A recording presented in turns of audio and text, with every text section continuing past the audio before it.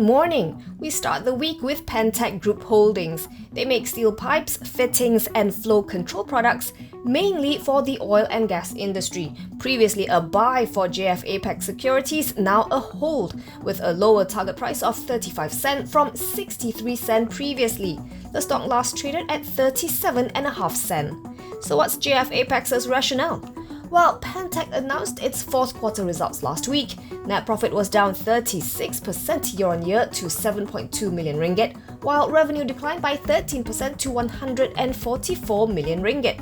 Contribution from its trading division was 5% lower due to the drop in demand and delivery in local oil and gas projects. Quarter-on-quarter, operating margin was lower at 8.9% due to higher manufacturing cost for the initial shipment of carbon steel to the US. Net margin was also lower at 5%, while tax rates rose to 30%.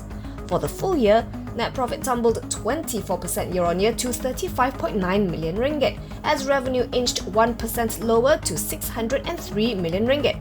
At 35.9 million ringgit, FY20 earnings only made up 66% of JF Apex's full-year estimate, while revenue met expectations. Looking ahead for FY21 and FY22, the research house is reducing its revenue forecast by 27% and earnings per share target by 57% in view of the slower activity that's expected in the oil and gas industry, as well as the impact from COVID-19. Only 3 research houses cover Pentec, and with a hold call, JF Apex is actually the most optimistic of the lot. Kenanga Investment Bank and TA Securities both say it's a sell.